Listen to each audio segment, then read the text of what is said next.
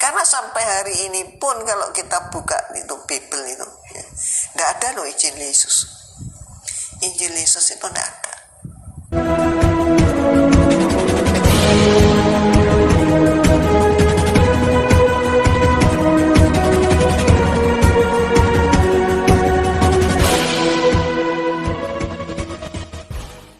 Ya, shalom teman-teman semua dimanapun kita berada pada saat ini. Kiranya kita semua tetap berada dalam keadaan sehat, dan apapun yang merupakan aktivitas kita sepanjang hari ini, kiranya Tuhan Yesus memberkati.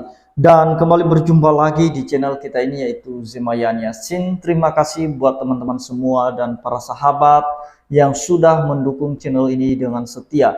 Dan kiranya kita tetap menggunakannya untuk menjadi berkat bagi semua orang. Nah teman-teman, pada video kali ini saya menanggapi yang merupakan pertanyaan juga dari seorang nenek yang bernama Umi Irene. Nah biasanya Umi Irene ini atau nenek Irene ini, dia suka sekali membahas tentang kekristenan semenjak dia sudah mualaf. Sebelum dia mualaf, waktu dia masih Kristen, dia tidak pernah sibuk untuk meneliti kitab suci Kristen itu sendiri. Tetapi ketika dia sudah pindah agama, maka dia sibuk sekali untuk membahas, terlebih-lebih mengkritik ayat-ayat kitab suci Kristen. Nah, teman-teman, pada saat ini dia mempertanyakan, di mana Injil yang ditulis oleh Tuhan Yesus, dan apa ajarannya itu dimulai dari 12 tahun hingga 30 tahun. Karena ada satu keheningan antara 12 tahun umur Yesus sampai ke 30 tahun. Kok dari 12 tahun tiba-tiba 30 tahun dan dinyatakan disalib? Nah teman-teman, sebelumnya mari kita simak videonya yang berikut ini. Boleh ditanya juga, sampai bukan cuman kemana, ajarannya apa selama itu, ajaran yang dibuat itu apa, wahyu-wahyu Allah yang diturunkan mana. Karena sampai hari ini pun kalau kita buka itu Bible itu, ya, nggak ada loh Injil Yesus. Injil Yesus itu nggak ada. Mana coba? Nggak ada.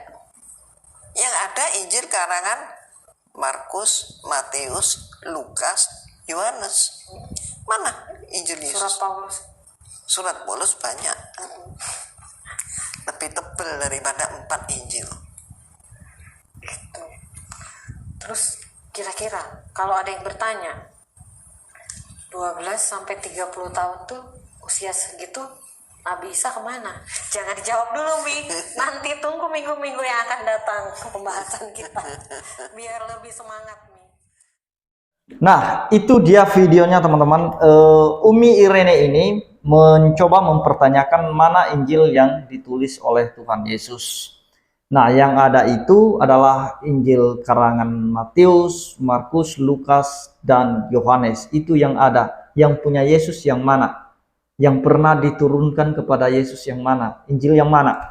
Nah teman-teman, kita akan memberikan jawaban. Kita memulai dulu untuk bisa membedakan antara kitab Injil dengan Injil itu sendiri. Nah, Injil di dalam bahasa Yunani yaitu Evangelion. Nah, Evangelion ini diterjemahkan ke bahasa Indonesia yaitu kabar baik. Nah, kabar baik.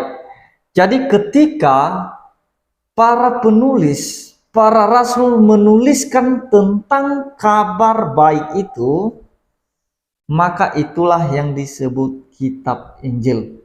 Nah, jadi kitab Injil itu adalah tulisan tentang kabar baik yang ditulis oleh para rasul.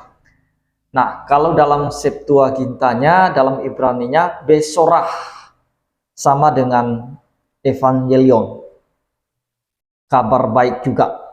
Nah, teman-teman, kabar baik tentang apa yang ditulis oleh para murid, bahkan Yesus sendiri telah memberitakan Injil itu sendiri. Coba kita lihat di dalam Matius 4 ayat 23. Di situ dikatakan, Yesus pun berkeliling di seluruh Galilea. Ia mengajar dalam rumah-rumah ibadat dan memberitakan Injil Kerajaan Allah. Atau kita ganti kata Injil itu menjadi kabar baik. Yesus pun berkeliling di seluruh Galilea. Ia mengajar dalam rumah-rumah ibadat dan memberitakan kabar baik kerajaan Allah, serta melenyapkan segala penyakit dan kelemahan di antara bangsa itu. Nah, teman-teman, Yesus sendiri memberitakan Injil atau kabar baik itu. Nah, kalau Yesus sendiri kabar baik, berarti Yesus memberitakan tentang dirinya sendiri. Karena yang merupakan kabar baik dan kesukaan besar bagi bangsa itu adalah kedatangan Mesias itu. Jadi yang diberitakan Yesus itu adalah perihal tentang kedatangan dirinya dan siapa dirinya. Itulah sebabnya ketika Yesus melayani dan mengajar, selalu dia memberitakan siapa dirinya. Yesus berkata, "Akulah garam dan terang dunia." Dan itu merupakan kabar baik dan kesukaan besar bagi seluruh bangsa. Yesus berkata, "Akulah air hidup. Akulah roti hidup. Barang siapa yang memakannya, dia tidak akan lapar dan tidak akan haus lagi." Itu kabar baik yang diberitakan oleh Yesus tentang dirinya. Nah, dan kemudian dia berkata, "Akulah kebangkitan." Juga itu kabar baik, kabar sukacita. Dan terlebih-lebih dia berkata, "Akulah jalan dan kebenaran dan hidup. Tidak ada seorang pun yang datang kepada Bapa kalau tidak melalui aku." Itulah kabar baik. Dan juga terlebih-lebih mengenai pengampunan dosa di dalam namanya. Nah, itulah Injil itu. Itulah kabar baik yang diberitakan oleh Tuhan Yesus sendiri ketika dia masih melayani pada saat itu. Nah, itu perihal tentang dirinya. Itulah Injil itu, di mana firman telah menjadi daging atau telah menjadi manusia. Dan itulah yang dikabarkan oleh malaikat di dalam Lukas ya. Mari kita lihat Lukas 2 ayat 10. Lalu kata malaikat itu kepada mereka, "Jangan takut, sebab sesungguhnya aku memberitakan kepadamu kesukaan besar untuk seluruh bangsa. Hari ini telah lahir bagimu juru selamat, yaitu Kristus, Tuhan di kota Daud." Itulah kabar baik tentang kedatangan Mesias untuk menebus dosa-dosa manusia. Dan tentang dialah yang ditulis oleh para penulis itu, seperti Matius, Markus, Lukas. Nah, Injil sinoptis itu menulis dalam pandangan yang sama mengenai Yesus. Sedangkan Injil Yohanes sendiri menulis tentang kealahan Yesus atau keilahian Yesus. Lebih cenderung menekankan keilahian atau kealahannya. Itulah sebabnya dimulai dari Yohanes 1 ayat 1, bahwa pada mulanya adalah firman, dan firman itu bersama-sama dengan Allah, dan firman itu adalah Allah sendiri. Jadi Yesus tidak perlu menulis Injil, karena Injil itu dirinya sendiri. Kabar baik itu tentang dirinya sendiri. Dia hanya memberitakan tentang dirinya sendiri. Akulah jalan, akulah kebangkitan, akulah terang dunia, akulah air hidup, akulah roti hidup, dan lain sebagainya. Namun murid-muridnya yang telah menyaksikan dan mendengarkan itu, mereka menulisnya sehingga menjadi kitab Injil. Itulah yang disebut kitab Injil, karena isinya tentang Yesus Kristus yang merupakan Allah itu sendiri yang datang dalam rupa manusia. Itulah kabar baik, karena di dalam namanya ada berita pengampunan dosa. Dan di dalam 24, mari kita lihat di dalam ayat 46, itu yang diberitakan Yesus ya. Lukas 24 ayat 46 sampai 47. Katanya kepada mereka, ada tertulis demikian, ini perkataan Yesus. Mesias harus menderita dan bangkit dari antara orang mati pada hari yang ketiga. 47. Dan lagi dalam namanya, dalam nama siapa? Dalam nama Yesus. Dalam namanya berita tentang pertobatan dan pengampunan dosa harus disampaikan kepada segala bangsa, mulai dari Yerusalem bahkan sampai ke ujung bumi. Itu yang dikatakan di dalam Kisah Para Rasul 1 ayat 8. Mulai dari Yerusalem sampai ke ujung bumi, kabar baik itu harus diberitakan kepada seluruh bangsa. Injil tentang Kristus itu, kabar baik tentang Kristus itu harus diberitakan. Jadi bagaimana cara memberitakannya? Nah, itulah makanya para penulis itu menuliskan tentang hal itu, sehingga tersebar kemana-mana lah tulisan itu. Nah, mereka menulisnya berdasarkan wahyu. Mereka menulisnya berdasarkan karunia daripada Roh. Ketika mereka menulis, maka mereka menerima hikmat dari Roh Kudus, supaya mereka menulis dengan benar peristiwa-peristiwa itu dan juga apa kata-kata Yesus yang disampaikan pada saat itu. Hal-hal yang penting saja yang ditulis oleh mereka. Nah, sedangkan kalau ditulis semua apa yang dilakukan oleh Yesus, maka tidak memuat kitab yang ditulis itu. Seperti yang dikatakan di dalam Yohanes ya. Di dalam Yohanes, coba kita lihat Yohanes 21 ayat 25. Di situ dikatakan masih banyak hal-hal lain lagi yang diperbuat oleh Yesus, tetapi jikalau semuanya itu harus ditulis satu persatu, maka agaknya dunia ini tidak dapat memuat semua kitab yang harus ditulis itu. Nah, jadi penulis menuliskan hal-hal yang penting.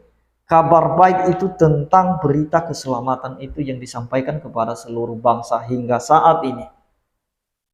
Nah, manusia sudah berdosa. Ketika ada berita pengampunan, maka itu merupakan kabar baik bagi mereka yang berdosa. Oh, ada berita pengampunan di dalam nama Yesus. Nah, jadi Umi Irene ini, dia beranggapan bahwa sesuatu kitab yang disebut kitab suci itu harus turunnya dari surga, langsung diturunkan oleh Allah dari surga tanpa campur tangan manusia. Itu yang ada di benak mereka. Nah, atau langsung didiktekan oleh Allah dari sana. Hai Musa, tulislah ini ya.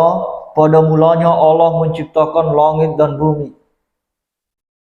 Hai Matius, tulislah ini ya. Nah, bukan langsung didiktekan dari surga. Mereka menerima pengilhaman itu dari Roh Kudus, hikmat itu dari Roh Kudus untuk menuliskan sesuatu yang benar-benar terjadi. Sehingga tidak ada dusta dalam tulisan mereka. Nah, itulah mereka yang tidak mengerti namanya pewahyuan, pengilhaman. Ya, mereka pikir dari surga itu langsung ditulis kitab itu, tiba-tiba dijatuhkan kepada manusia, jadi buku, langsung dibacakan tanpa campur tangan manusia. Tidak seperti itu. Kitab Kristen tidak langsung jatuh dari surga satu buku. Tetapi hikmat pewahyuan itu melalui Roh Kudus yang diberikan di dalam hati dan pikiran penulis. Nah, dan kemudian di dalam video terakhir mereka itu, mereka berkata di mana Yesus setelah 12 tahun sampai 30 tahun. Kok umurnya sampai 12 tahun nampak di Alkitab, setelah itu tidak nampak lagi hingga nanti 30 tahun. Nah, teman-teman, saya sudah pernah menjawab itu di video saya sebelumnya ya. Sepertinya saya tidak mau ulang lagi hal ini. Kalau mau melihat jawabannya bisa dilihat video saya sebelumnya, atau nanti saya taruh linknya di dalam deskripsi ya, di bawah kolom deskripsi. Nah, teman-teman, saya akan memberikan satu gambaran secara singkat saja. Seperti yang dikatakan di dalam Yohanes 21 sampai 25, masih banyak hal-hal lagi yang diperbuat oleh Yesus. Tetapi jikalau semua itu harus dituliskan satu persatu, maka agaknya dunia ini tidak dapat memuat semua kitab yang harus ditulis itu. Nah, ada banyak hal, tetapi ada banyak orang yang menduga, ada orang yang berpikir bahwa Yesus itu belajar ke India, belajar atau sekolah. Nah, teman-teman, untuk mematahkan bahwa Yesus pernah sekolah atau belajar, saya membacakan kita satu ayat saja untuk mematahkan semua tuduhan-tuduhan bahwa Yesus pernah belajar. Coba kita lihat di dalam Yohanes 7 ayat 15. Di situ dikatakan, maka heranlah orang-orang Yahudi dan berkata, bagaimanakah orang ini mempunyai pengetahuan demikian tanpa belajar? Sekali lagi, tanpa belajar. Orang Yahudi pada saat itu, orang-orang Yahudi, heran melihat pengajaran Yesus. Heran dengan pengetahuan yang dimiliki oleh Tuhan Yesus. Bagaimana mungkin Yesus ini bisa memiliki pengetahuan yang luar biasa tanpa belajar? Harusnya kalau dia pernah sekolah, maka orang Yahudi tidak perlu heran. Orang dia udah sekolah kok. Wajarlah kalau pengetahuannya begitu. Wajarlah kalau dia pintar. Karena dia udah sekolah. Orang Yahudi sebenarnya tidak perlu heran kalau misalnya Yesus benar-benar sudah belajar pada saat itu atau sekolah. Gak perlu heran, mereka udah tahu Yesus sudah sekolah kok. Wajarlah kalau pengetahuannya begitu. Tetapi mereka heran, pengetahuannya itu luar biasa tanpa belajar. Tanpa belajar. Nah, jadi itu dia teman-teman. Hanya saja kalau apa kegiatan Yesus dari 12 tahun, setelah 12 tahun sampai 30, ya tidak mungkin ditulis. Kalau misalnya mungkin dia mandi, makan, membantu orang tuanya, ya tidak mungkin ditulis satu persatu itu. Itu setebal apa kitabnya kalau ditulis semua itu. Hanya hal-hal penting yang berkaitan dengan nubuatan saja yang ditulis oleh para penulis. Nah, jadi itu yang mau saya sampaikan teman-teman. Biarlah kiranya jangan keliru lagi, jangan lagi muncul pertanyaan, mana Injil yang ditulis oleh Yesus? Loh, Injil itu kan Yesus sendiri. Kabar baik itu kan tentang Yesus sendiri. Tetapi dia menyampaikan kabar baik tentang dirinya itu. Sehingga para penulis menulis apa yang disampaikan oleh Yesus, apa yang terjadi, hal-hal apa yang diperbuat oleh Yesus itu ditulis semua. Sehingga sampai saat ini bisa kita membacanya. Demikian yang saya sampaikan teman-teman. Kiranya Tuhan Yesus memberkati kita semua. Shalom.